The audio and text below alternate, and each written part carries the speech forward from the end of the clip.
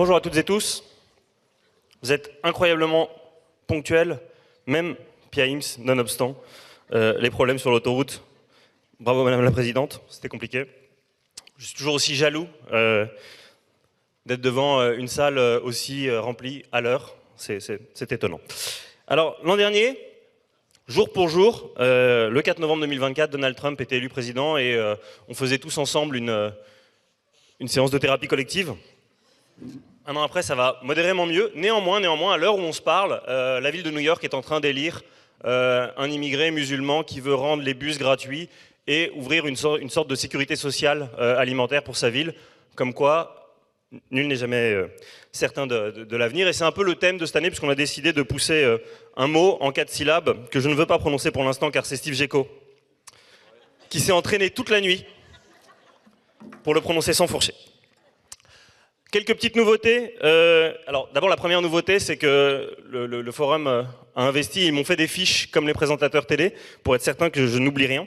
Donc voilà, j'ai mon anti-sèche. Alors, bonjour à toutes et à tous, ça je l'ai dit. Bienvenue pour cette 16e édition du forum, etc. Alors, vous êtes plus de 1000 inscrits et vous êtes un certain nombre à nous suivre à distance sur la chaîne YouTube et sur la page LinkedIn d'Initiative Durable.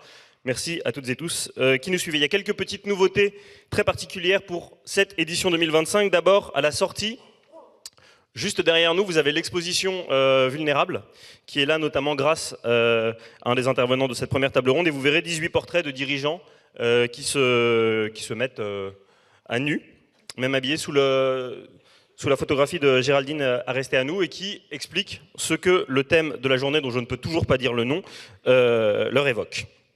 La deuxième nouveauté de cette année, c'est qu'il y aura des séquences de dédicaces avec vos auteurs et intervenants favoris. Donc vous pourrez repartir avec une signature de l'auteur ou de l'autrice ou de quelqu'un d'autre si vous êtes un peu farceur, parce que c'est bientôt Noël. Et enfin, une grande nouveauté, et je pense que c'est inédit en Alsace, à 18h30, il y aura un apéro des réseaux. Et ça, c'est vrai qu'on ne l'avait pas encore fait, mais c'est une belle innovation. C'est une belle innovation.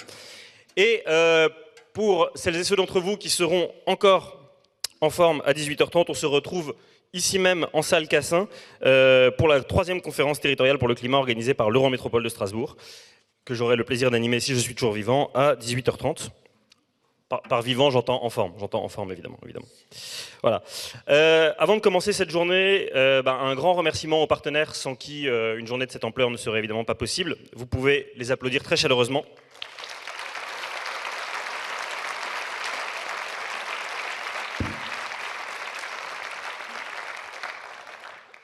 Et désolé pour le bis, mais je vais vous demander d'applaudir encore plus chaleureusement tous les bénévoles du forum qui s'agitent depuis des semaines, qui sont là avec leurs t-shirts de couleur. Merci beaucoup.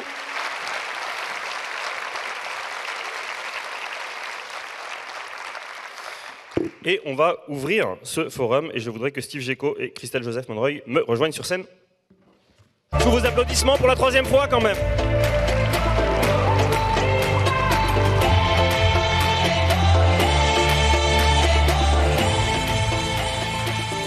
Ben non, mais on se met bien au centre. On se met au centre.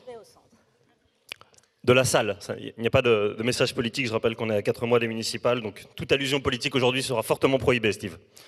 Fais-moi confiance là-dessus, évidemment. Alors, Monsieur le Président, quel est le maître mot de cette année? Est-ce que tu peux nous le dire? Pas d'insulte. Sous vos applaudissements, ils sont entraînés depuis hier soir. Allez.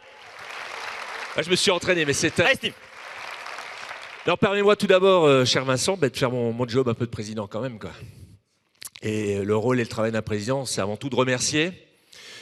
Donc, je vais déjà remercier toute l'équipe d'Initiative Durable avec une mention spéciale pour une équipe de choc, Fanny, Camilla et Marie, qu'on peut applaudir très fort. Ah, ça va faire des mois qu'elles mettent toute leur énergie, toute leur conviction pour nous concocter la journée qui nous attend aujourd'hui. Je vais naturellement aussi remercier, tu l'as déjà fait, mais je vais le refaire en qualité de président, tous les partenaires publics, privés, les plus fidèles aussi, qui sont apparus là derrière nous en fond d'écran. J'ai aussi à les remercier parce que sans eux, ce serait juste pas possible que de tenir un tel rendez-vous dans une salle aussi prestigieuse qui est celle du Palais des Musiques et des Congrès. En tout cas, je les remercie, je ne vais pas les citer, vous les avez vus tout à l'heure. Et je tiens aussi à ce qu'on puisse les applaudir à nouveau. Alors maintenant, il faut que je passe à... Oui, t'as reculé autant que tu pouvais, mais maintenant il faut nous dire quel est le maître mot de cette année. Pourquoi le sujet, pourquoi le thème de la vulnérabilité? Vulnérabilité. Faites-le 2 fois de suite, vous verrez que c'est pas aussi évident que ça. Surtout après avoir bu quelques cafés, là je me rends compte que c'est encore plus compliqué. La vulnérabilité, et si c'était une force? Je savais que j'allais faire une petite sortie de route. J'ai déjà eu l'occasion de le dire, on ne change pas une équipe qui gagne. Hein, et ça va faire quand même la 16e édition du Forum du développement durable. Et je pense que pour les habitués, vous avez pu constater qu'à chaque fois, l'équipe d'initiative durable, en lien avec ses partenaires, on fait le choix de thèmes ou de sujets plutôt décalés par rapport à l'ambiance générale, en tout cas en contre-pied de l'ère du temps. Et l'ère du temps aujourd'hui, c'est plutôt une société où les démonstrations de force se multiplient. Voilà, démonstrations de force qui peuvent être celles du pouvoir, celles du contrôle, celles de la performance. Et puis, des rapports de force aussi qui deviennent finalement un peu la norme, et voire même un mode de relation dans nos sociétés. Voilà, donc je ne vais pas trop déflorer le sujet puisque vous aurez l'occasion à la fois d'entendre nos intervenants là, qui vont se succéder sur cette scène et puis les intervenants qui participeront aux différentes tables rondes, qui se chargeront bien mieux que moi en tout cas d'aborder au travers de leurs témoignages, de leurs illustrations ce sujet. Simplement, ce que je tenais aussi à vous partager, c'est que en fait, le développement durable nous enseigne aussi que les moments de fragilité, les moments de doute, les moments où nous osons aussi finalement demander de l'aide, sont des moments, je dirais, à partir desquels naissent à la fois des coopérations inédites, de l'innovation et de la solidarité. Voilà. Donc, en conclusion, j'ai envie de vous dire que être vulnérable, c'est pas manquer de force, c'est avant tout, je pense, lui donner un sens. Voilà, moi je vous souhaite un très beau forum du développement durable, une belle journée de travail et d'inspiration. Merci beaucoup Steve. Alors, sur mes fiches, il y a aussi écrit parfois « vous partagez », donc je vous propose d'ouvrir une cagnotte solidaire parce que je le vois se répandre partout sur les réseaux, notamment énormément sur LinkedIn. Je rappelle que c'est une énorme faute de français, il faut dire évidemment partager avec vous hein, et non pas cet anglicisme. Donc pour toutes les personnes qui se succèdent sur scène et qui diraient ce que je voudrais vous partager, c'est je propose de donner 5 € à une association qu'on définira tous ensemble de façon collective, bien sûr. Et Steve est heureux. Voilà, et comme Steve vient de dire quel enfoiré, il mettra 10 €. Alors, Christelle, évidemment, directrice générale DS, pour un énergéticien, la vulnérabilité, c'est évidemment un peu votre maître mot. Depuis 2022 et le déclenchement de la guerre en Ukraine, on voyait bien que du jour au lendemain, on pouvait se retrouver dans le noir. C'est fortement un thème qui résonne très fort chez vous. Oui. Alors, je suis aussi vulnérable, donc je me suis fait moi-même des fiches pour pas oublier les messages essentiels. Et d'abord, merci et bravo pour ce thème, pas facile à dire, mais aussi très porteur de sens. Non, mais je l'ai mis plein de fois, donc je vais le dire. Et j'avais envie, là, quand j'y réfléchissais, de dire c'est vulnérabilité, et si c'était une force, et moi j'ai dit une force pour transformer. Donc je te rejoins dans ce que tu as dit. Et sur ce forum où on est partenaire et vraiment... avec beaucoup d'engagement et beaucoup de conviction depuis des années en tant qu'énergéticien régional. Nous sommes devenus société à mission il y a 1 an.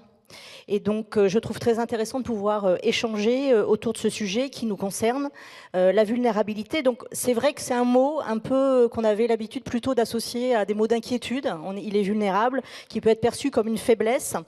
Mais on est tous convaincus ici, ou en tout cas, on va s'en convaincre dans la journée, que c'est plutôt une force de transformation. J'ajouterai une force d'innovation et surtout une force humaine dans les hommes et les femmes qui travaillent dans la société, dans les associations, dans les entreprises.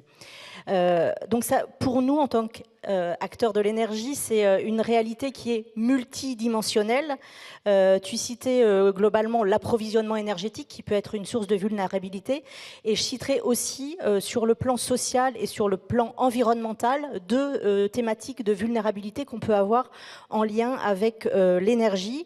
Et je vais me concentrer sur ces volets sociétaux et environnementaux puisque c'est dans ces domaines qu'en tant qu'entreprise à mission, on veut augmenter notre impact positif sur le territoire parce que que l'énergie, c'est bien plus, vous le savez, qu'un service.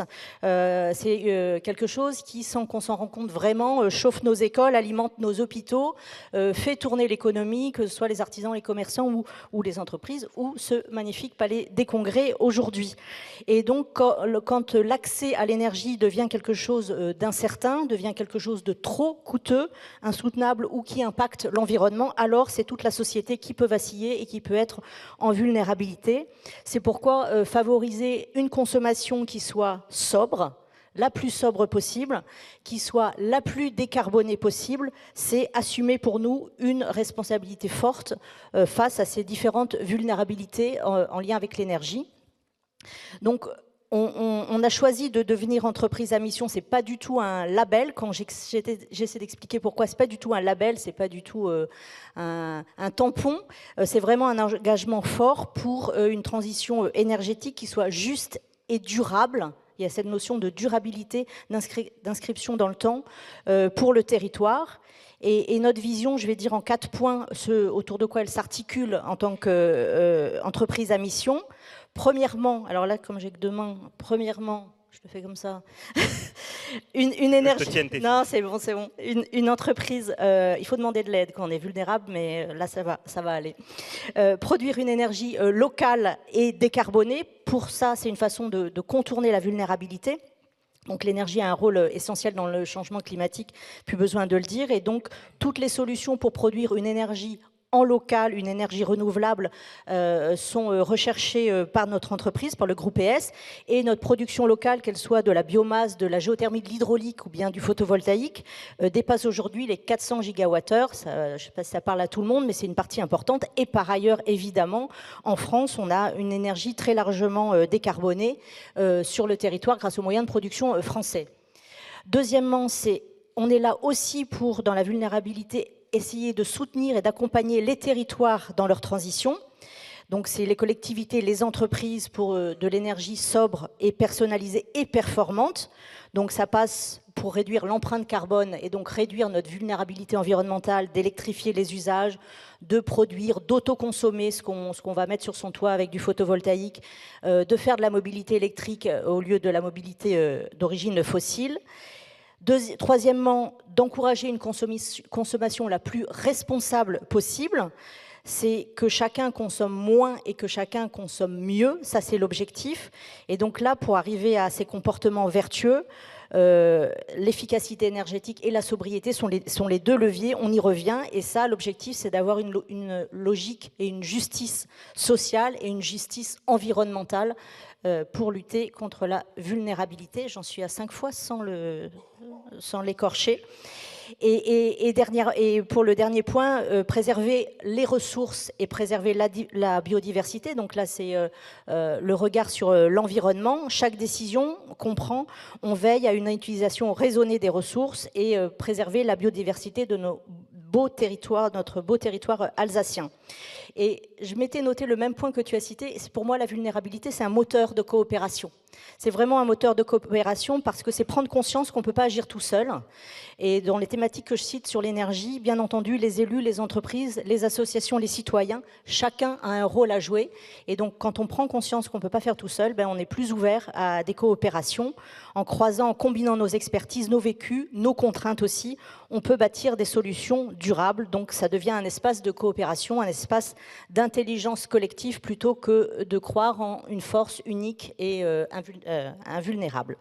Et donc, je conclurai en disant qu'il faut assumer cette vulnérabilité pour construire un avenir, parce que ça nous rend humains, et non pas des robots. Ça nous rend responsables et ça nous rend capables de changement parce qu'on va rechercher des innovations pour être plus robustes, quels que soient les événements auxquels on peut être confronté. Et dans ce cadre-là, l'avenir n'est pas certain et on ne sait pas ce qui peut se passer dans le monde local, mais aussi national et international. Et donc, on a choisi, nous, de l'assumer, cette vulnérabilité au sein du groupe ES en tant que société à mission. Et je nous invite, chacun à notre place, chacun dans notre rôle, à en faire autant, en osant cette vulnérabilité pour bâtir un avenir plus juste, plus résilient et véritablement durable. Merci beaucoup. Merci à tous les deux. Je vais vous laisser tendre des micros à Émilie et Pascal et Pia, que je vais enjoindre à me rejoindre sur scène pour cette deuxième partie de présentation.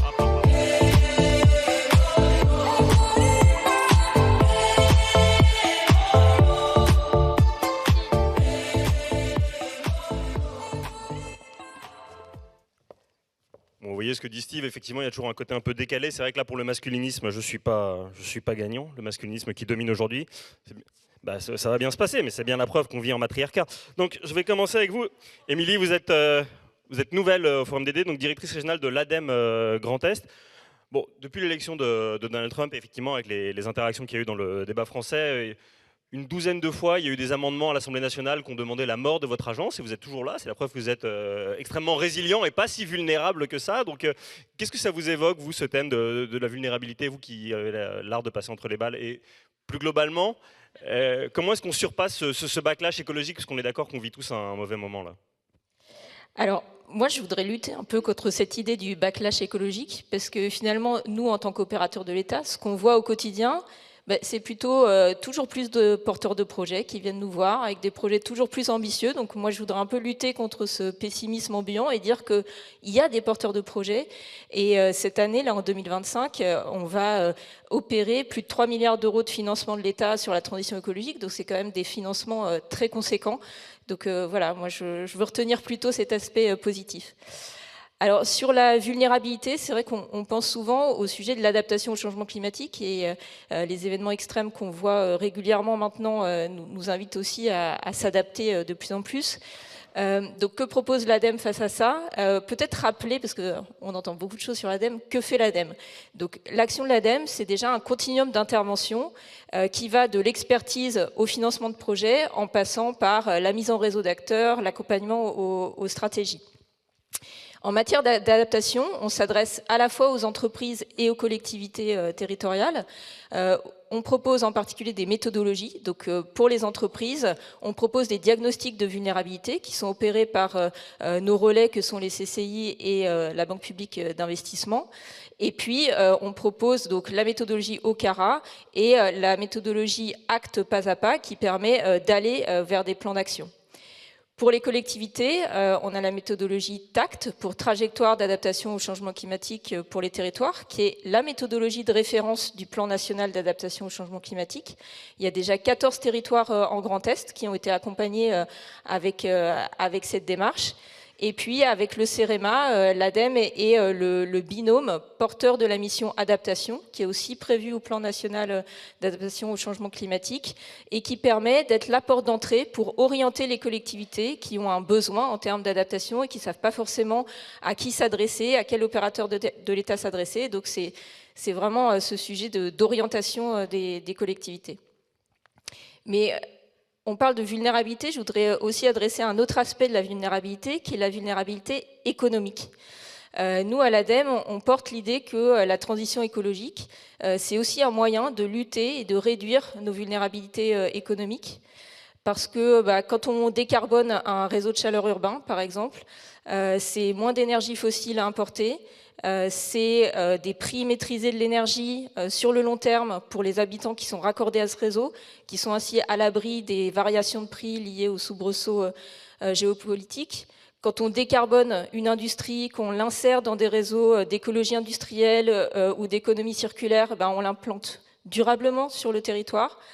Et donc voilà, pour nous, la transition écologique, c'est aussi un enjeu de souveraineté et de défense du pouvoir d'achat. Merci beaucoup, vous en faites beaucoup quand même des choses, parce que la plupart des députés Rassemblement National disaient qu'on vous donnait de l'argent pour apprendre à ne pas laver les t-shirts, mais en réalité vous faites beaucoup plus, donc merci et très longue vie à l'ADEME. Toujours surtout. Plus de porteurs de projets accompagnés. Ouais, c'est ça qui compte. Merci beaucoup Émilie.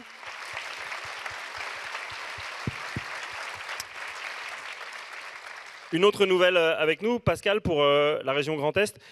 Effectivement, on va beaucoup dans la journée opposer les deux échelles globales, locales. Est-ce que vous pouvez nous dire au niveau territorial ce que fait votre région sur ce thème de la vulnérabilité?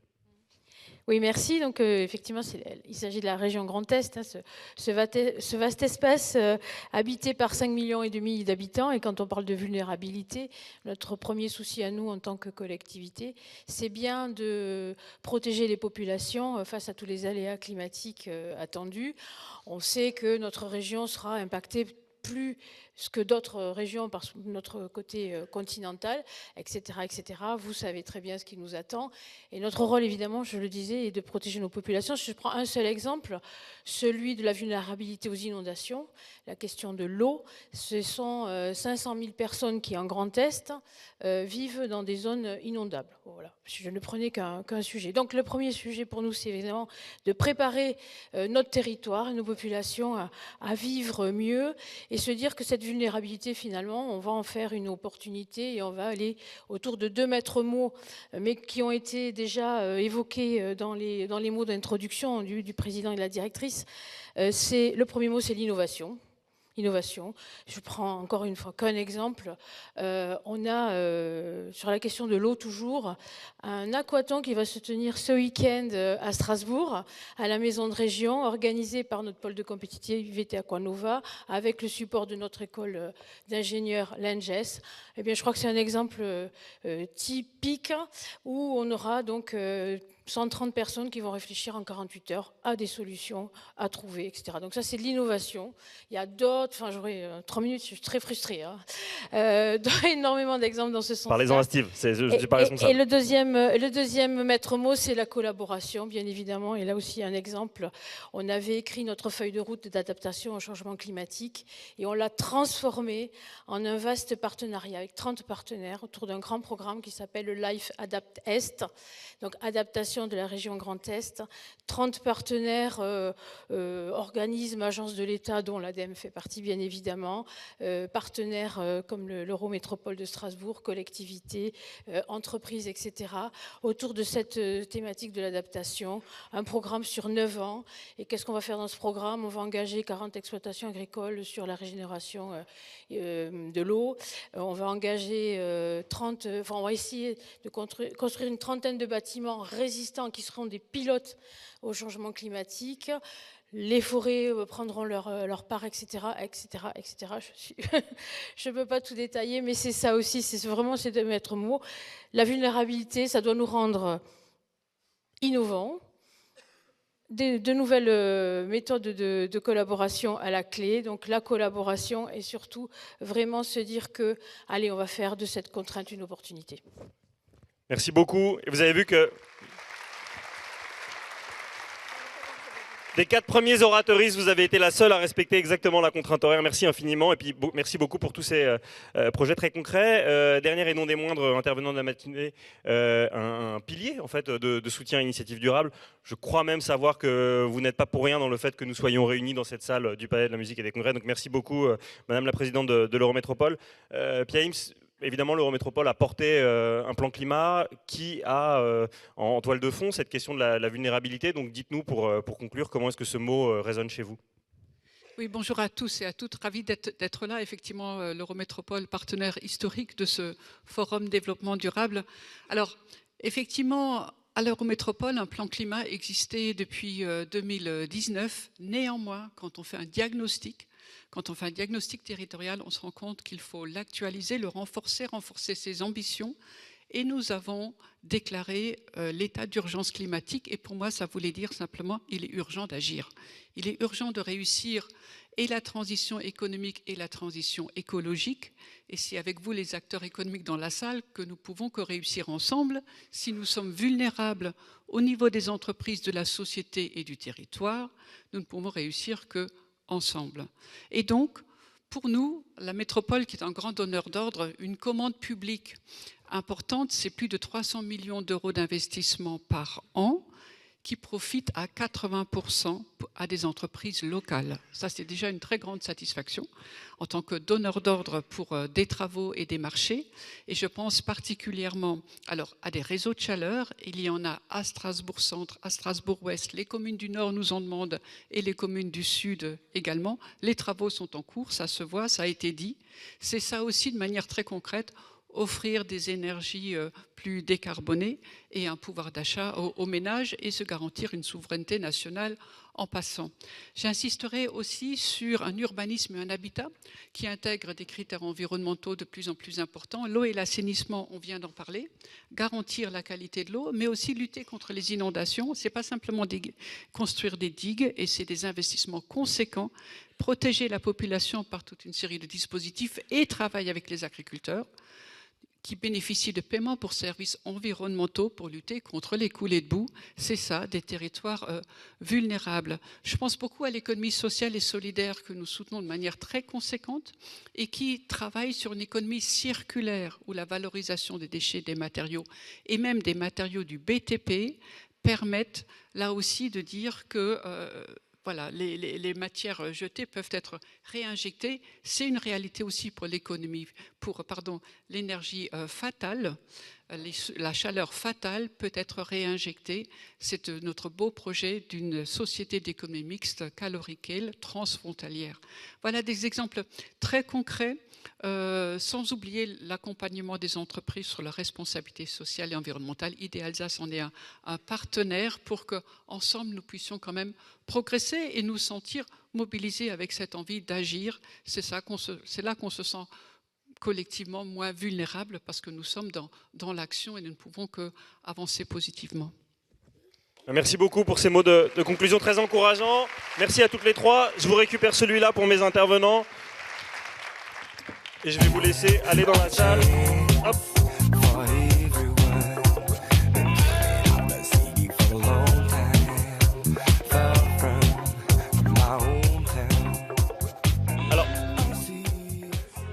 Alors, sauf si vous voulez commencer à danser, mais il me paraît très tôt pour commencer à s'enjailler sur Starlight.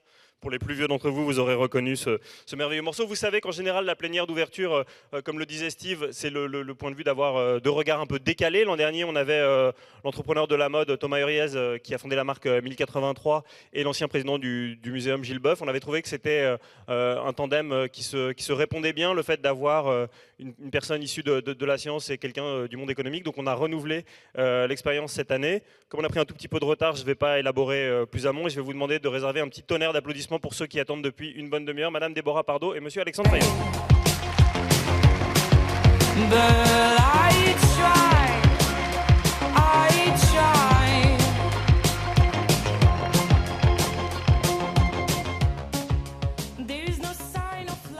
Bonjour. Bonjour. Alors, normalement, vous allez voir, la régie va faire basculer vers un petit queer code. Et miracle de la technologie, si vous avez des questions, hop, vous les envoyez sur ce queer code et normalement par le miracle de la technologie, elle devrait arriver sur cette tablette qui s'est déréglée, donc je n'ai plus les questions, mais elle devrait revenir. Je laisse la tablette ici, comme ça si quelqu'un veut me remettre les questions, oui. On est transparent au Forum ID. Voilà. Je te la donne même ? Allez. On vous cache rien. Hein. On vous cache rien. Voilà, donc posez toutes les questions qui vous passent par la tête, tant qu'elles sont en lien avec la thématique de la journée. Et j'ai un deuxième message caché pour la régie. Il y a une question de stress hydrique dont on nous a parlé à l'instant, puisqu'il n'y a que 2 des intervenants sur scène qui ont le droit à de l'eau. Voilà. Alors, à l'issue de cette séquence, vous pourrez aller vous faire dédicacer votre livre, parce qu'il nous reste 1 heure. On a quand même sanctuarisé 1 heure, mais en 1 heure, on n'aura pas le temps d'aborder tout ce que ces 2 personnalités ont à nous dire. Donc si vous voulez en savoir plus sur Déborah Pardo, vous pouvez lire « Déployer sa vie comme un albatros ». C'est chez Tana Éditeur, et c'est un livre récit de ton initiation à la recherche. Comment est-ce que tu es devenue chercheuse, comment tu as quitté le monde de la recherche tout en restant chercheuse, avec des très beaux dessins à côté. Et pour Alexandre, chez Taillandé, vous pouvez lire « Vulnérable ». Donc évidemment, oui, on pouvait difficilement faire mieux. Du coup, je vais peut-être commencer avec toi, Alexandre, si tu veux bien. Ah, super, c'est revenu. Donc vous pouvez m'envoyer des questions. Donc ce mot, il résonne beaucoup chez toi. C'est le titre de ton livre, c'est le titre de l'exposition photo que tu as souhaité porter. Donc derrière, où on voit 18 chefs d'entreprise qui expliquent ce que ce thème évoque pour eux. Est-ce que tu peux nous dire, sans divulgacher ce qu'il y a dans le livre, je te laisse dire ce que tu veux, ce que toi, ça t'évoque à titre personnel, mais aussi à titre professionnel, parce que tu es le fondateur d'une société de 600 collaborateurs dans la cybersécurité qui s'appelle Advance, et que dans l'imaginaire, on associe très mal à la vulnérabilité, puisque la cybersécurité, par définition, c'est l'hypermaîtrise, c'est le zéro risque, c'est le zéro faillite, quoi. Oui, donc effectivement, moi j'ai 30 ans d'expérience dans la cybersécurité, 30 ans, donc gérer des vulnérabilités, gérer des menaces, des risques et des crises dans l'espace cyber, c'est mon métier depuis 30 ans. Et dans la cybersécurité, depuis 30 ans, on protège dans le monde entier des entreprises et des institutions publiques, justement, face aux menaces cyber. Et moi, le plus grand apprentissage que j'ai de ça, c'est qu'aujourd'hui, les organisations les plus robustes, les plus résilientes, sont celles qui sont les plus conscientes de leur vulnérabilité. Ce sont celles qui ont su développer une conscience collective de leur vulnérabilité. Voilà. Donc, ça peut paraître paradoxal, mais pour être protégé, il faut prendre conscience de ces vulnérabilités. Voilà. Si vous n'exploitez pas vos failles, ce sont les autres qui les exploiteront contre vous. Ça, c'est un basique, un théorème qui est valable dans la cyber, mais qui est valable dans la vie en général. Donc, prendre et exploiter ces failles, ces vulnérabilités, les reconnaître, déjà, ça c'est un premier point, c'est une force, ça permet de se protéger, parce que ça évite que les autres s'en servent contre vous. Voilà. Donc ça c'est un premier point, et c'est un théorème dans la cybersécurité qu'on applique tous les jours. Et effectivement, donc ça c'est la cybersécurité, c'est mon expérience professionnelle depuis 30 ans. J'ai 25 ans de parcours entrepreneurial également. J'ai développé différentes sociétés. Ce que ça m'a appris, c'est à faire de chaque obstacle, chaque échec, chaque épreuve rencontrée, une opportunité pour progresser, pour innover, etc., etc. Donc ça m'a appris une très grande capacité de résilience et ça a développé une très grande confiance en moi. Mais la rencontre la plus enrichissante et la plus déterminante de toute mon existence, ça a été la rencontre avec ma propre vulnérabilité à travers la maladie. Un cancer qui est incurable, au diagnostic pas terrible.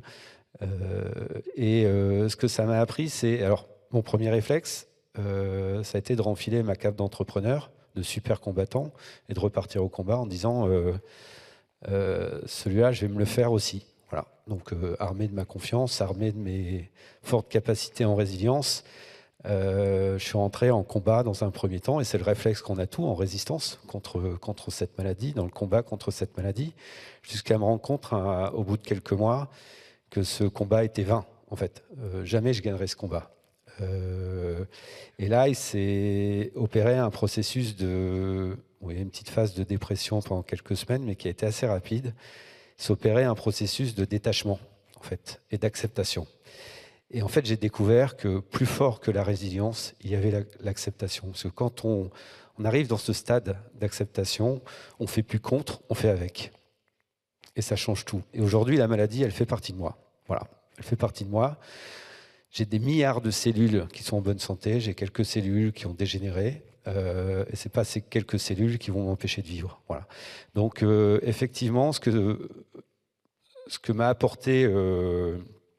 le plus, cette rencontre avec ma propre vulnérabilité, ma vulnérabilité intime, c'est en fait aujourd'hui, le réflexe qu'on a naturellement quand on fait face à des crises ou à des situations de vulnérabilité, c'est d'être en résistance, c'est de résister. On veut pas ce nouvel état, en fait. On a peur, on cherche à maintenir l'état actuel ou à revenir à l'état originel. Et moi, ce que ça m'a appris, c'est que tout ça demande une énergie qui est épuisante, en fait. Voilà. Alors que quand on arrive à se détacher et à accepter et à surfer ces nouveaux états, surfer cette nouvelle condition, on va être en adaptation permanente.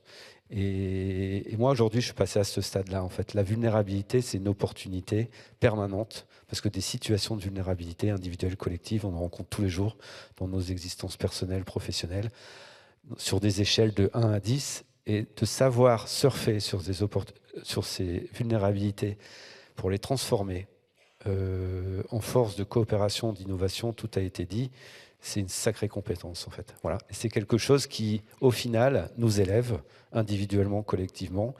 Moi, d'avoir fait cette rencontre avec ma propre vulnérabilité, d'avoir développé cette pleine conscience du potentiel de la vulnérabilité. D'abord, ça a libéré plein de potentiel chez moi, plein de potentialités. Ça m'a ouvert et fait découvrir ou redécouvrir des univers, des dimensions de moi-même que je n'exploitais pas, que j'étouffais complètement. Et en fait, c'est quelque chose que j'ai voulu, évidemment, ce potentiel, le partager, voilà, dans mon entreprise et dans la société.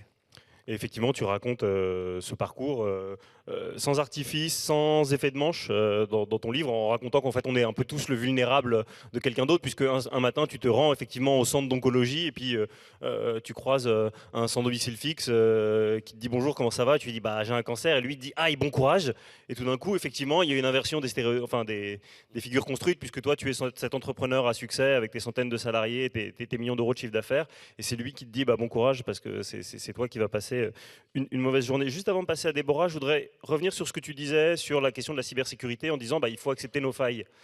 Moi, je suis d'accord. Je voudrais juste savoir ce qui se passe commercialement quand tu vas rencontrer des potentiels clients et que tu leur dis écoutez, moi, voilà, je vais vous développer des solutions qui sont extrêmement vulnérables. C'est pas ça le sujet, c'est de reconnaître ses failles. Et oui, mais tu vois ce que je veux dire, c'est que tu es dans un secteur où on vend de l'invulnérabilité. Et... Non, on vend pas de l'invulnérabilité.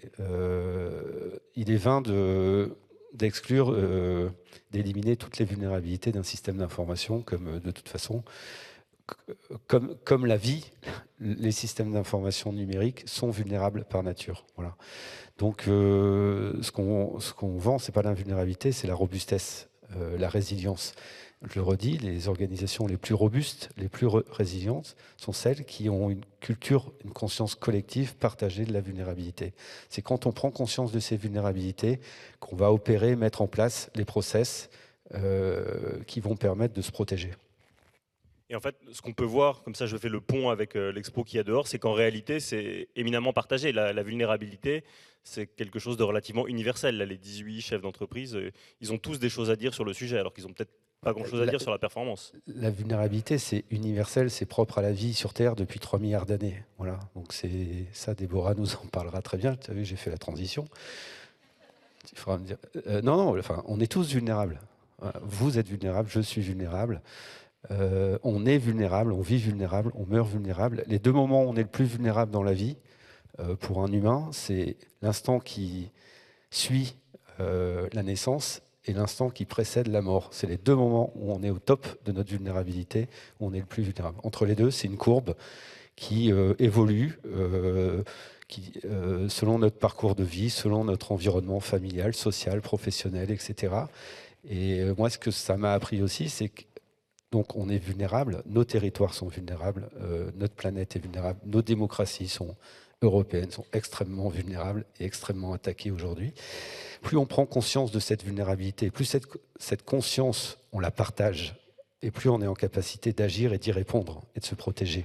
Voilà, parce que ça va faire naître des forces de transformation, de coopération, d'innovation, comme vous l'avez très bien dit, et bravo, j'en profite. Je suis très content aujourd'hui qu'un territoire comme celui de la région Grand Est s'empare du sujet et soit aussi mûr et avancé sur le sujet. Pour moi, c'est la clé et c'est notre plus grande chance en fait d'être vulnérable et de prendre conscience de notre vulnérabilité. C'est notre plus grande chance pour sortir de ce marasme en fait. On en reparlera. Vulnérabilité rime avec humanité. On en reparlera à la fin, mais effectivement, et l'Eurométropole et la région ont mentionné la question centrale de l'agriculture, et je sais que c'est un thème qui était très cher. Donc, comme tu as merveilleusement fait la transition, Déborah, tu es donc docteur en écologie, et pour des raisons que tu racontes très bien dans ton livre, tu t'es dit qu'en fait, la façon d'optimiser ton impact sur le monde, de sensibiliser un maximum de gens à ce qui se passe en termes de dérèglement climatique n'était pas forcément d'écrire des articles dans Nature, même si tu l'as fait, et tu es revenu sur les petites mesquineries du monde universitaire sur lesquelles on ne s'apesantira pas. Encore une fois, vous irez lire et vous faire dédicacer le livre, mais dis-nous ce que effectivement toi ça t'évoque à titre personnel. Après une première expérience dans la recherche, tu as essayé l'entrepreneuriat et tu as connu le tribunal de commerce et tu en es reparti en souriant. Mais avant de nous amener dans ce tribunal de commerce où on a tous envie d'aller, est-ce que tu peux nous emmener sur un bateau d'expédition scientifique où tu es allé effectivement observer de très très près ces merveilleux albatros qu'on connaît tous ici à cause d'un poème de Charles Baudelaire qui figure dans la préface de ton livre, très belle préface signée Jean-Pierre Gou, qui est l'auteur d'un très beau livre en 2 volets qui s'appelle Siècle bleu. Voilà. Waouh. Tu m'as beaucoup émue et je suis aussi très fière d'être là sur ce thème invité par vous, donc merci.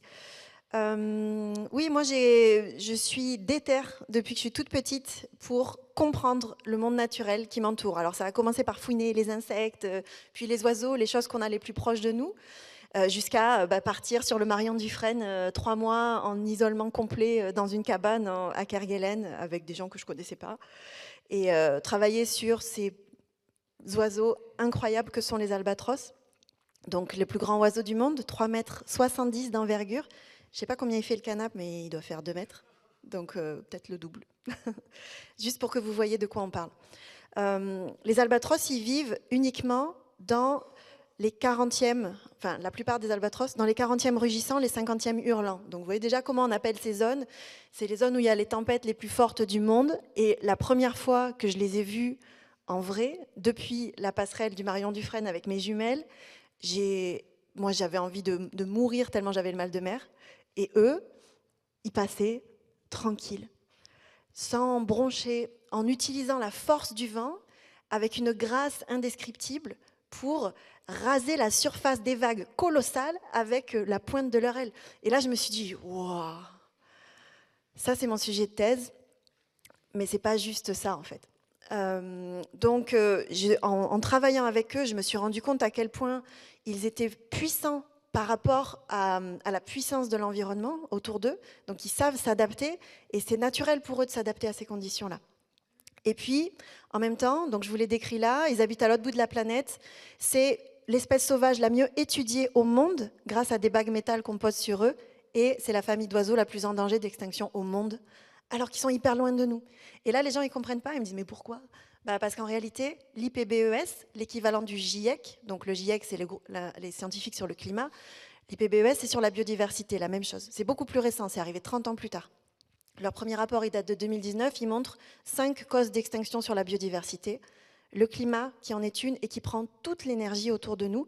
Mais aujourd'hui, si on cherche à diminuer uniquement notre empreinte CO2, c'est contre-productif parfois sur les 4 autres, qui sont la dégradation des habitats, la surexploitation des espèces, notamment à travers la pêche, dans mon sujet d'étude, la pollution et l'introduction d'espèces invasives, des espèces qu'on transfère sans le savoir avec la mondialisation.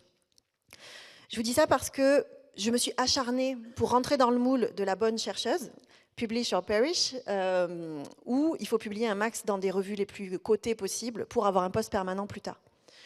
Et au final, j'ai joué le jeu et je me suis barrée. Je me suis barrée déçue par le système compétitif qui était devenu la recherche, et qui l'est peut-être toujours, même si ça fait un certain temps que je suis partie.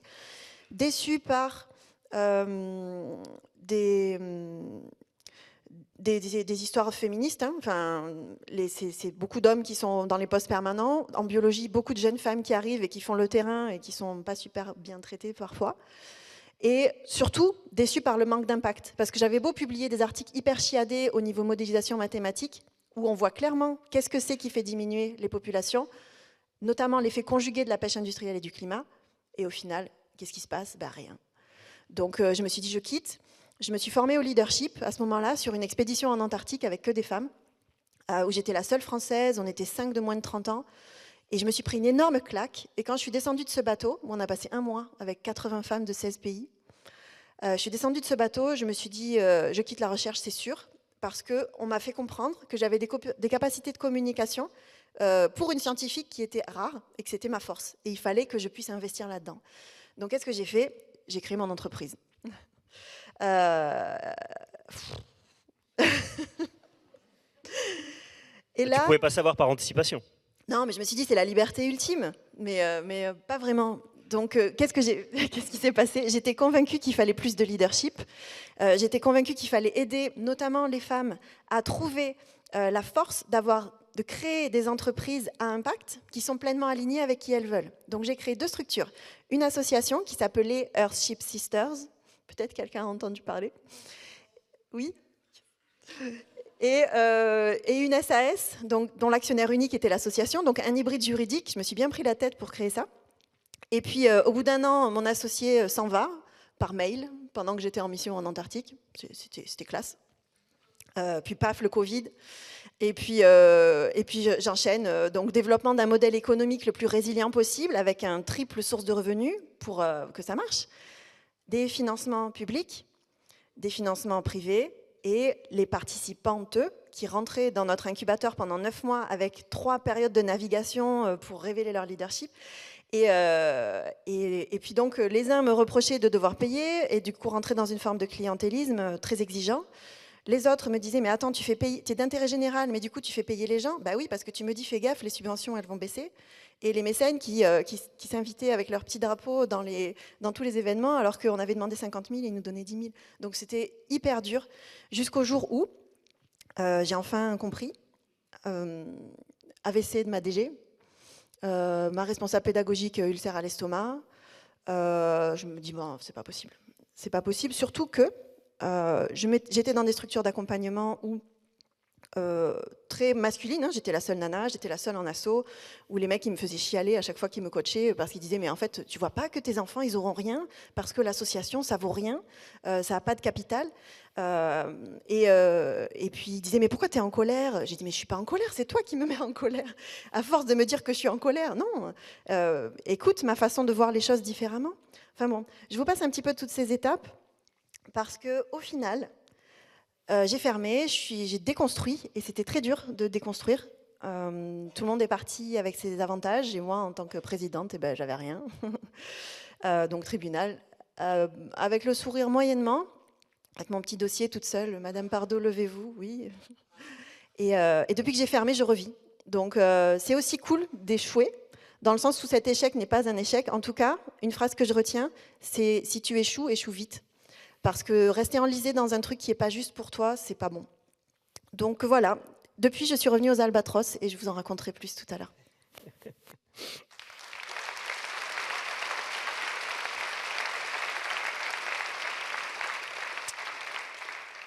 Alexandre, on va revenir sur le maître mot donc de cette journée, la vulnérabilité.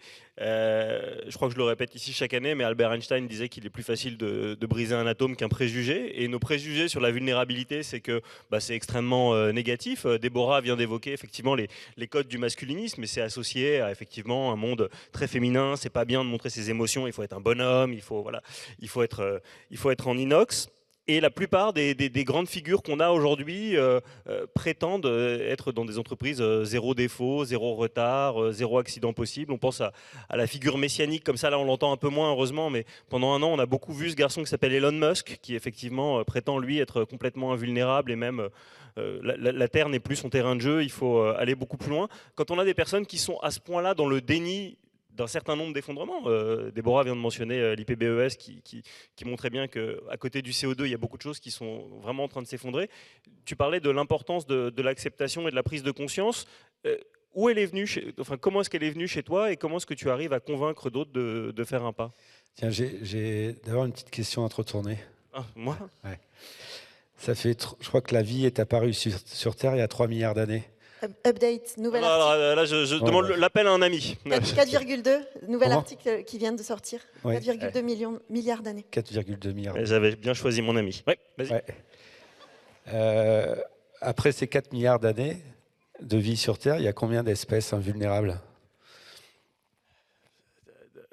Alors, dans les fonds marins, je connais mal, mais je sais que Bruno David, l'ancien patron du muséum, m'avait parlé de certaines formes d'oursins qui ont survécu à tout, beaucoup plus fortes que les dinosaures. Mais c'est tout ce que je connais. Bon, bref, les espèces qui étaient invulnérables ont disparu. C'est bien la preuve.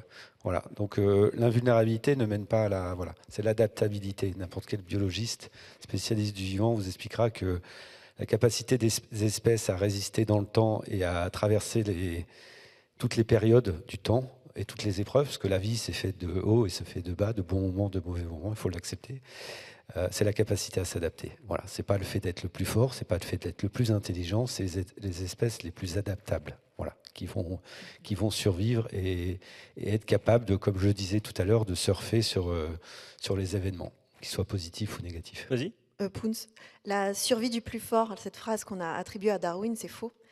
Darwin, il a dit « survival of the fittest », c'est celui qui est le plus adapté à son environnement. Cette phrase a été reprise et impulsée dans notre système de compétitivité, de notes, dans l'éducation et tout, alors que c'est faux. Il n'a pas dit ça. Et moi, tout le cheminement que j'ai, toute l'expérience professionnelle, personnelle, intime que j'ai pu explorer autour de la vulnérabilité m'a amené à une conviction, c'est qu'en fait, aujourd'hui, toutes les crises, tous les problèmes auxquels on est confronté aujourd'hui, pour moi, trouvent toute leur source dans le déni de notre vulnérabilité, dans le déni de nos limites. Voilà. Donc on peut continuer comme ça, et on peut chercher à suivre tous ces modèles américains, etc. etc. Mais moi, ma conviction, c'est que si on essaye de faire pareil, on va s'effondrer. Voilà. Et on est en train de foncer vers comme le Titanic, qui était insubmersible, vers des icebergs, j'en parle dans mon livre, mais vers des icebergs et vers des murs qui mènent à l'effondrement. Voilà. Justement, la seule chance Et en plus, cette posture...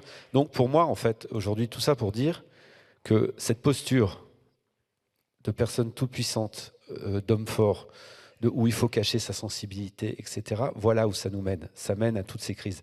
Ça nous mène à étouffer nos vulnérabilités, ça nous mène à les cacher, à les masquer, en avoir honte, à les exclure. Et quand je dis exclure nos vulnérabilités, c'est exclure les personnes qui sont vulnérabilisées, aujourd'hui, de les mettre en marge de la société, dès l'école, dans le monde du travail. Et aujourd'hui, on vit dans une société qui exclut, en fait. Si tu n'es pas dans la norme, si tu n'es pas productif, si tu ne rentres pas dans le moule du système qui sert à un profit financier au profit d'une minorité de personnes, tu dégages, tu n'es pas dans le truc. Donc aujourd'hui, ce système ne fait que générer toujours plus d'inégalités, d'injustices sociales, environnementales. C'est un système qui dénie nos vulnérabilités, c'est un système qui dénie nos limites, et c'est un système qui nous endroit dans le mur. Et l'image du Titanic, elle est excellente. Il était invulnérable, le Titanic. Alors malheureusement, quand on discutait dans le bus tout à l'heure, on n'a pas pensé à live streamer pour faire partager avec l'assistance nos échanges. Donc je te propose de les réavoir en direct devant 800 personnes, 1000 personnes. On a eu l'occasion de vraiment changer parce qu'il y a 5 ans, on a vécu cette expérience à échelle planétaire du Covid qui nous a rappelé à quel point on était tous vulnérables, interdépendants, pas souverains. Et pendant le tout premier confinement, vraiment 16 mars, 12 mai 2020, il s'est passé beaucoup de choses et il y a beaucoup de gens qui nous avaient promis un monde d'après. Et comme tu me rappelais cette célèbre maxime, malheureusement, le monde d'après, c'est celui d'avant en pire.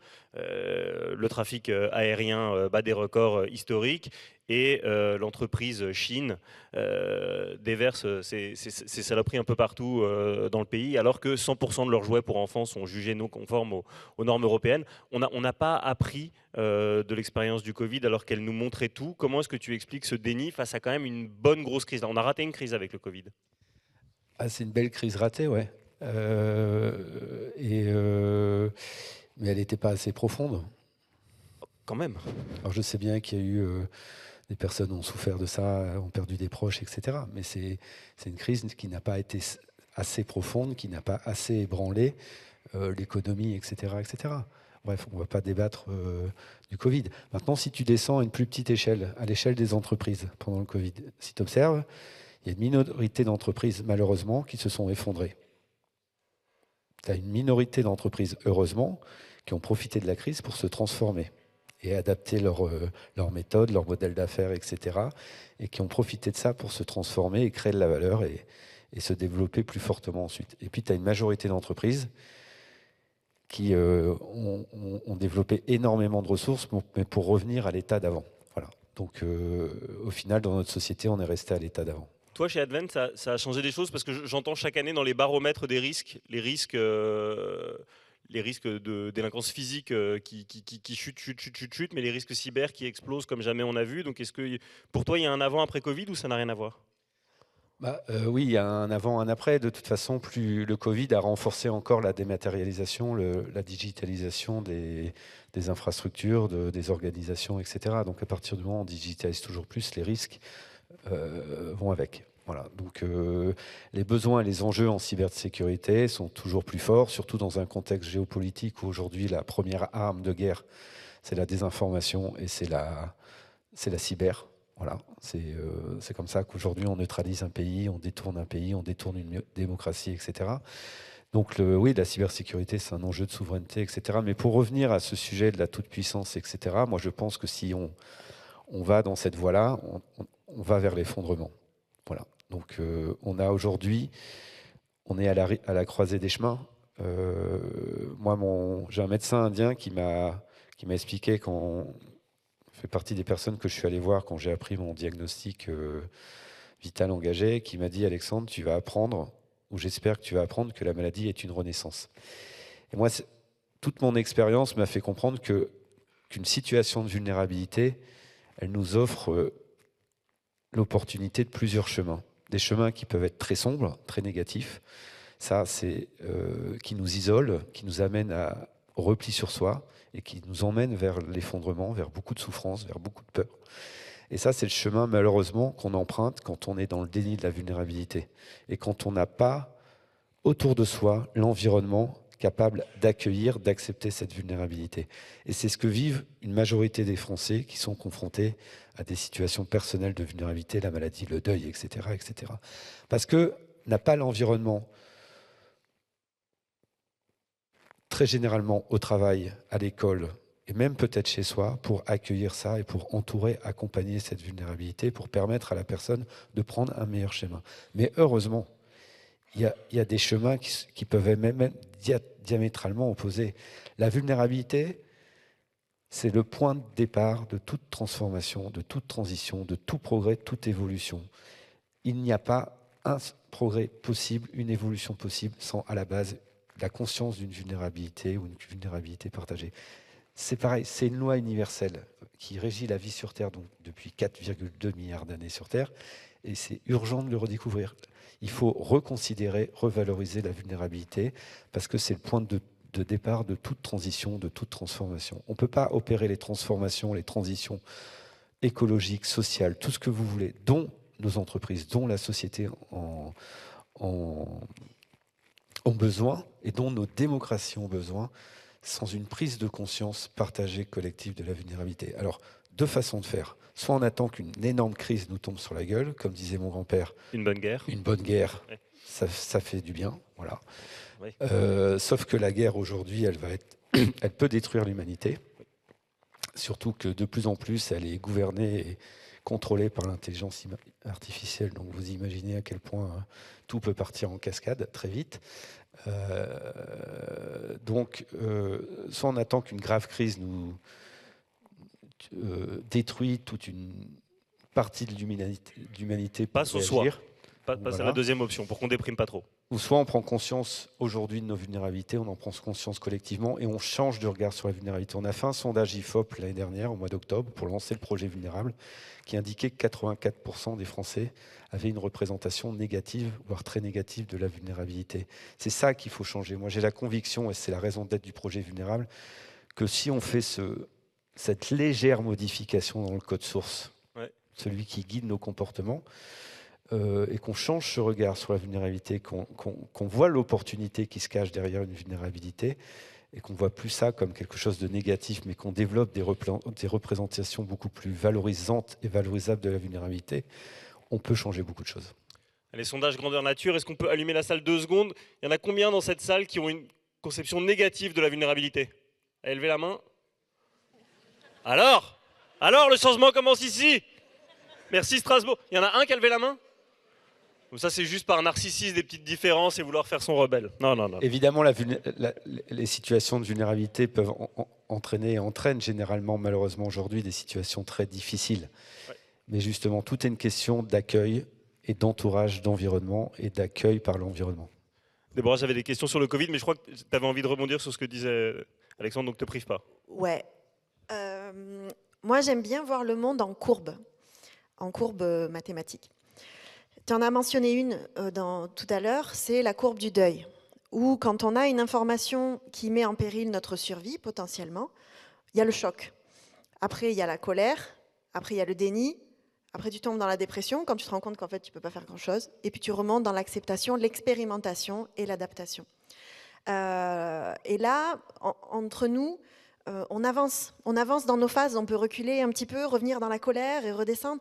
Et ces émotions-là, elles ne sont pas négatives, elles sont je vais encore dire puissance, elles sont très puissantes pour nous donner de l'énergie, pour nous mettre en motion, en action, pour résoudre le problème qui nous a apporté le choc au départ. Première courbe. Parce qu'au final, je pense que l'effondrement, il a déjà commencé. Et je ne suis pas la seule. Deuxième courbe, c'est Tu parlais tout à l'heure je ne sais plus comment tu l'as dit, mais de convergence on est au cœur du problème. Oui, parce que pour moi, il y a un ancien paradigme qui est basé sur le capitalisme, sur le patriarcat, depuis 10 000 ans qu'on s'est sédentarisé, sur la propriété, sur la hiérarchie. Et ce paradigme-là, il s'effrite, il s'effrite, il s'effrite. On s'agrippe, on s'agrippe, on s'agrippe, mais il est en train de s'effondrer. Le Covid, ça a été un gros coup, mais au final, on a continué sur cette tendance-là parce que c'est ce qu'on connaît. Et comme tu l'as dit, notre sens humain nous ramène à ce qu'on connaît parce que c'est là où on se sent en sécurité. Mais donc, si ce modèle-là commence petit à petit à s'effriter, je préfère dire s'effriter que s'effondrer. Indicateur numéro 1, la démographie humaine. Aujourd'hui, la plupart des pays ont fait leur transition démographique. Certains modèles indiquent que la population humaine pourrait atteindre un palier. Et pour moi, ce palier, c'est ever, c'est-à-dire que je ne crois pas que l'humanité soit plus nombreuse à un autre moment de l'histoire de la planète, en 2040. En 2040, c'est dans 15 ans. Donc si la population humaine est stable, à quoi ça sert encore de parler de croissance? Je pose ça là. Deuxième indicateur, la crise d'extinction de la biodiversité. Troisième indicateur, la crise des ressources qui vont créer des problèmes géopolitiques. Autre indicateur, la baisse de l'espérance de vie qui commence aux États-Unis aujourd'hui, non pas parce qu'on n'a pas les moyens de la santé, mais parce qu'on a poussé nos addictions tellement loin que l'espérance de vie baisse. Et ça ne peut pas marcher. Donc le système est en train de s'effriter. Et alors, on est aujourd'hui au croisement avec un autre système qui est en train d'émerger. Vous la voyez, la courbe, ça fait un truc comme ça qui descend, un truc comme ça qui monte. Et on est au croisement des deux, là où ça grince vraiment. Et au plus on va s'en approcher du seuil où l'autre il prend la majorité, au plus ça va grincer. Et c'est ça le backlash écologique pour moi. Donc je suis tout à fait d'accord. Pour moi, il n'y a pas de backlash. On continue d'avancer. Et au plus on avance, au plus ça va frictionner. C'est là que je suis revenue aux albatros. Parce que qui c'est qui vole le mieux dans la tempête? Les albatros. Les albatros, ils volent bien dans les tempêtes parce qu'ils ont compris qu'il fallait aller à contre-courant, mais pas en s'épuisant. Donc, ils ont un système de blocage des ailes en vol où c'est quand même le bichou d'un parapluie, là. Vous voyez, hop, ils se clipsent les ailes ouvertes et... Tu peux redonner ce mot? Le bichou, c'est du marseillais. Ouais. Je ne sais pas comment on dit en alsacien. Tu sais, toi? Non. Il n'y a pas forcément une traduction, hein. Mais vous avez compris. Ils s'ouvrent, ils se coincent les ailes ouvertes, ils ne dépensent pas du tout d'énergie quand ils volent. Et il y a tellement de vent là-bas qu'il va se servir de ces vents pour voler à contre-courant. Et ça ne marche que parce qu'il est pleinement aligné. Vous voyez un albatros de face dans la tempête, vous ne le voyez quasiment pas. C'est une ligne hyper alignée avec juste un regard d'éther et 2 fines lignes de 3 mètres d'envergure. Et là, il vole à contre-courant, ce qui lui permet de prendre de la hauteur gratuitement. Et là, à partir de là, il se dit, OK, j'ai mon côté rationnel qui me permet de savoir où est-ce que je dois aller. Et j'ai mon côté émotionnel, intuitif, mes sens, l'écoute de mon corps, que nous, on n'utilise plus beaucoup, hein, malheureusement, mais qui doit revenir dans le nouveau paradigme. Et hop, il prend son nouveau cap et il décide. Et là, nous, on en est là. On est dans la tempête et on a le choix de se recroqueviller vers l'ancien modèle. Et c'est pour ça que les leaders de l'ancien modèle, et Mister US en premier, ils s'agrippent tellement fort que ça en devient risible et violent. Ou alors, on fait partie de ceux qui commencent à inventer le nouveau paradigme. Et ce nouveau paradigme, il sera forcément constitué de collaboratifs, de... qu'est-ce que j'avais mis? Attends, j'ai oublié mon mot. De santé. On ne peut pas rester dans l'ancien paradigme qui nous bousille la santé, que ce soit par rapport au burn-out ou par rapport à la pollution. Et le troisième, de bonheur. Et le bonheur, ce n'est pas des causes externes qui nous l'amènent, le matérialisme, le pouvoir ou l'argent. C'est des causes internes, montrées par la recherche, le développement de soi, les relations avec les personnes qui nous sont chères et, la cerise sur le gâteau, contribuer à un monde meilleur. Si ça nous rend heureux, qu'est-ce qu'on attend pour le faire? Et ma troisième courbe, c'est la loi de distribution normale. Toute elle a été appliquée à l'innovation technologique. Toute innovation technologique, elle est suivie par des pionniers au départ, ceux qui faisaient la queue à l'époque pour avoir le premier iPhone en dormant devant la boutique avant, et puis ceux qui s'en fichent complètement, et la majorité qui est au centre et qui est molle.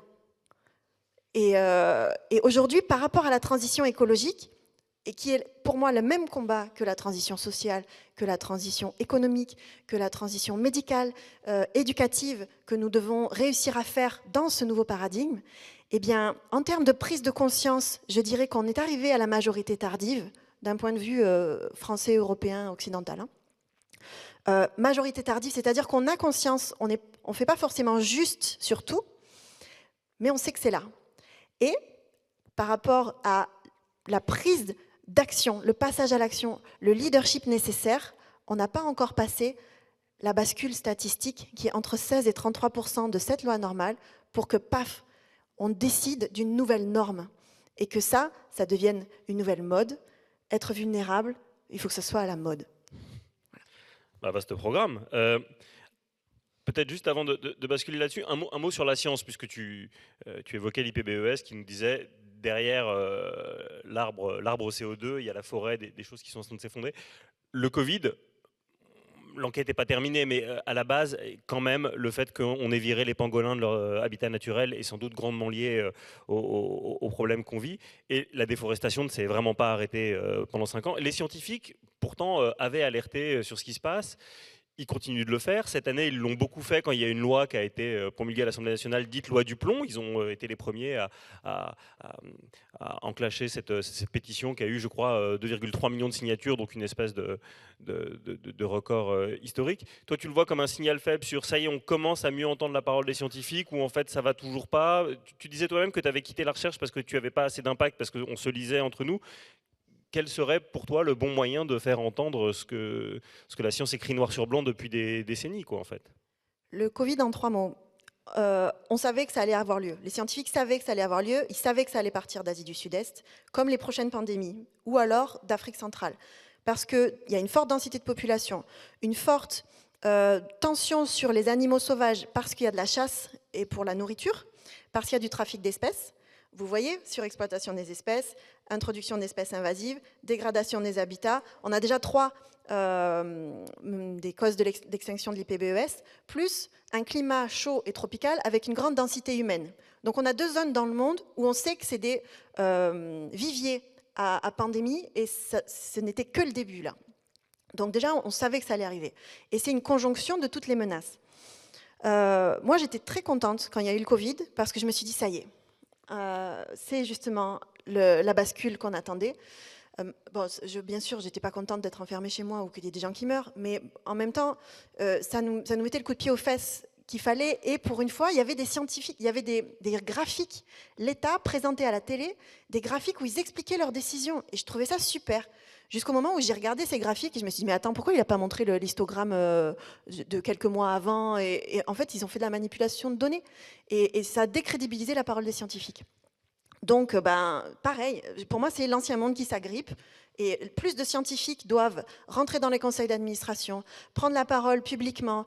Et on est de plus en plus à le faire. Que ce soit Gilles Boeuf, Marc-André Sellos, Charlène Descollanges, Timothée Paric en sciences économiques, on est de plus en plus à le faire. On se forme et on n'est pas prêt de s'arrêter. Alors, est-ce que c'est revenu? Voilà, petite vulnérabilité électronique. On va aller voir Alexandre Fayolle pour avoir un diagnostic de nos failles. Parce que j'étais persuadé qu'il y avait 0 question du public, ce qui me paraissait curieux. Question pour Vincent Hédin, non. Question pour Alexandre Fayolle, voilà, mieux. Comment pense-t-on un modèle responsable environnementalement dans une entreprise en cybersécurité très consommateur en eau? Bonne question. J'en ai plein, donc tu peux faire des réponses courtes. Ouais.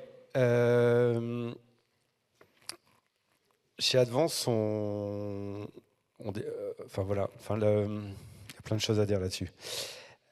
Il y a plein de choses qu'on n'a pas dites, malheureusement, sur le potentiel que la vulnérabilité peut apporter dans l'entreprise. Il y a un des potentiels qui est la redéfinition de la performance et de la réussite dans l'entreprise. Chez Advance, on on déploie un modèle de performance que j'appelle global, on pourrait appeler durable, on s'en fout, bref. Chez nous, on pilote 3 piliers, création de valeur économique, sociale, environnementale, et on a créé un modèle où les 3 piliers grandissent ensemble et sont indissociables.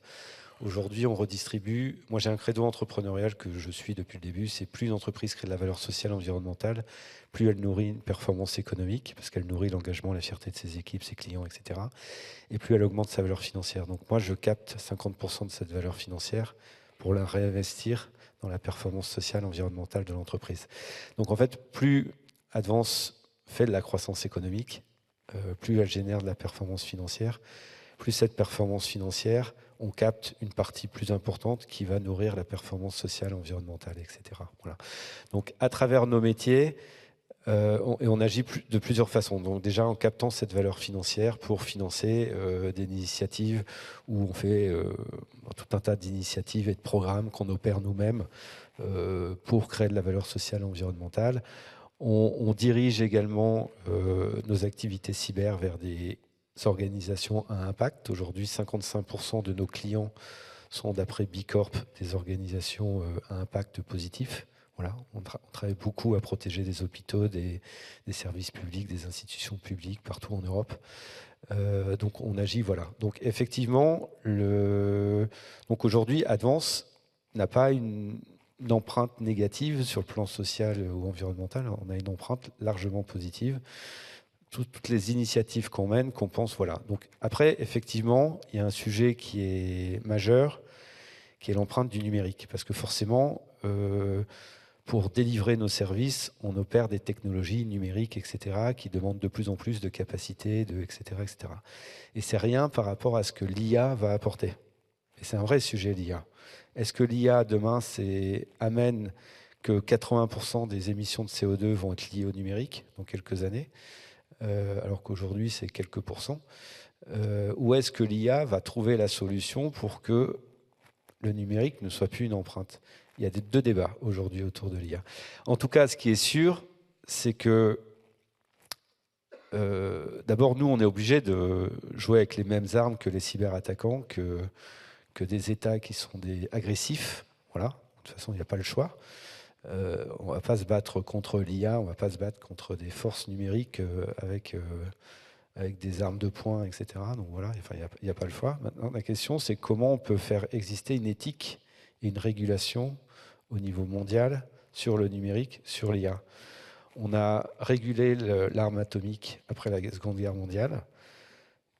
Il y a urgence à réguler l'intelligence artificielle aujourd'hui, parce que ça peut créer, effectivement, ça peut représenter, c'est autant une énorme menace pour l'humanité qu'une opportunité aussi. Mais justement, comme tu prends le nucléaire, ce sophisme qui veut qu'on n'arrête pas le progrès, en réalité, sur l'IA, là, on voit que les débats reviennent. Il y a le spécialiste mondial des drones artificiels qui s'appelle Stuart Russell, qui est prof à Berkeley, dit là, il faut arrêter ce qu'est en train de faire Sam Altman et les autres, parce que ce sont des docteurs folamour. Et la réponse, comme tu disais, c'est un problème mondial, c'est oui, mais si nous, on ne le fait pas, les Chinois le feront. Donc, est-ce que tu vois une manière d'arbitrer ça de façon assez juste? Est-ce que l'Europe a un rôle à jouer? Oui, bah justement, pour l'instant, on n'existe pas. Et plus on sera divisé en Europe, parce que tu disais comment faire...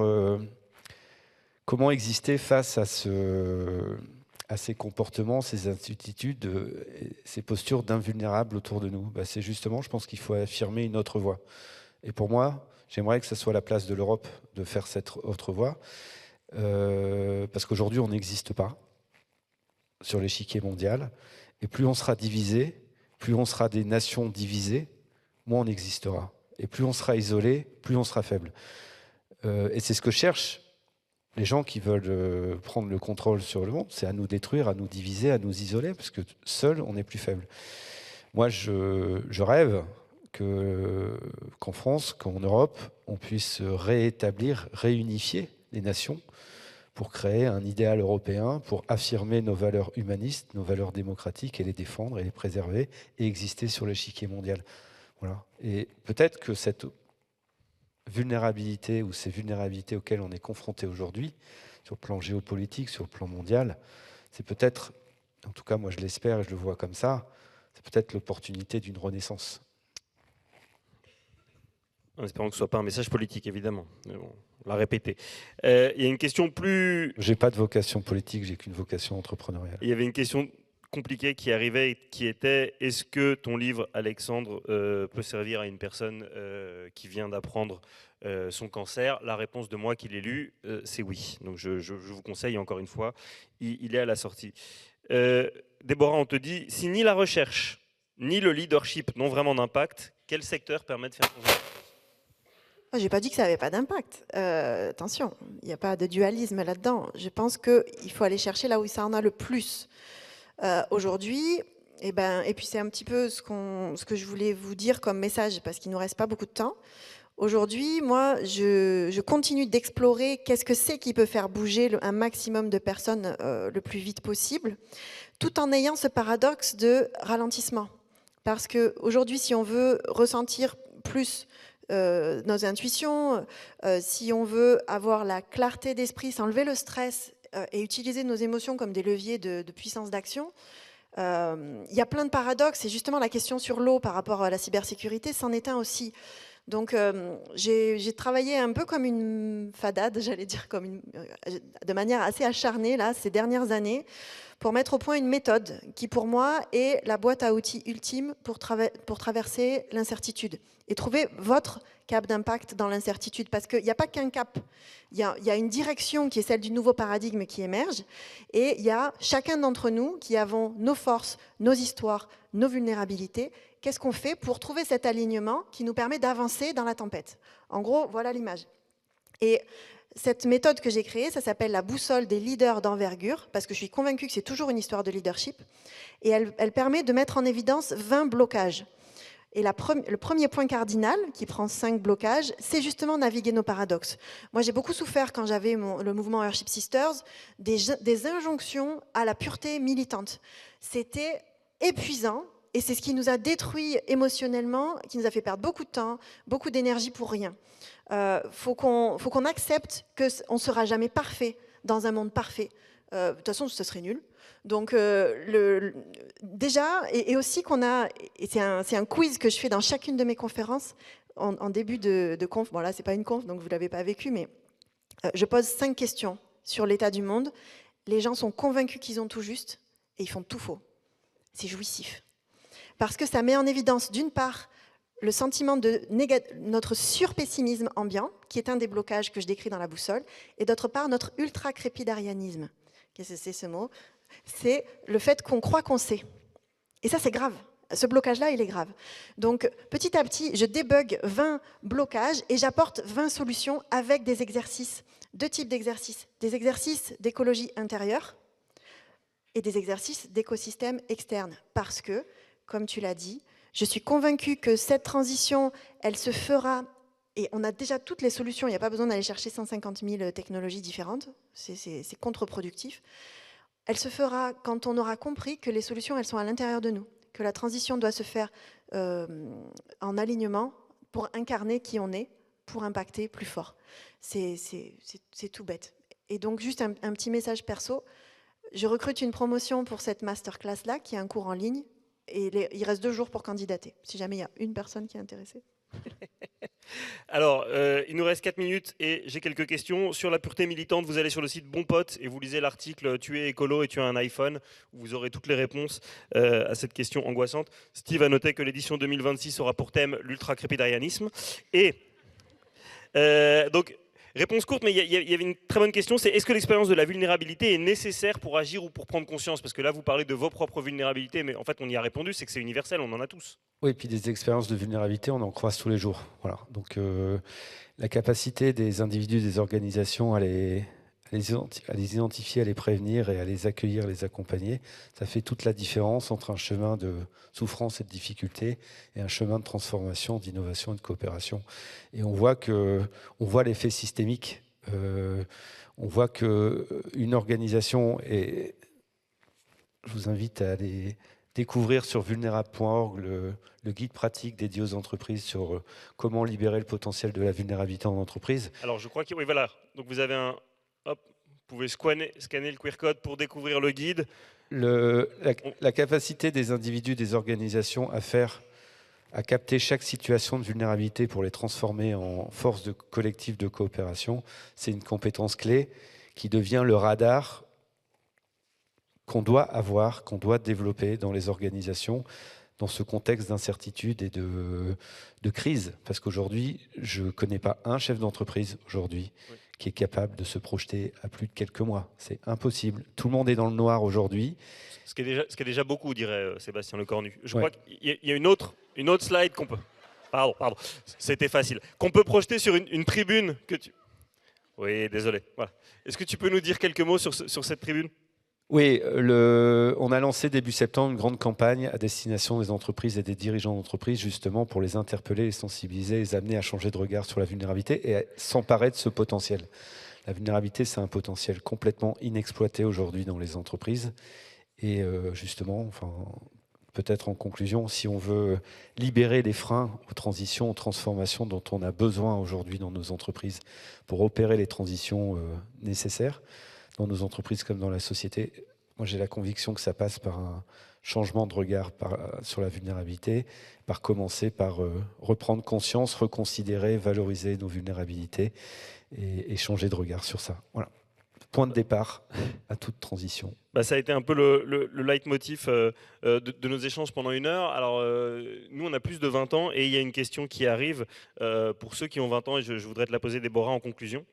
Nous, on a connu un monde différent de ce qu'on vit aujourd'hui, mais comment embarquer les nouvelles générations vers un monde plus positif ? Eux qui sont arrivés et qui construisent dans un monde vulnérable, la personne qui nous pose cette question enseigne à des étudiants, constate une véritable fatalité croissante chaque année face au poids du contexte sur leurs épaules, avec notamment leurs idées, qu'ils doivent apporter des solutions à tout ça, et ils leur demandent à quoi bon.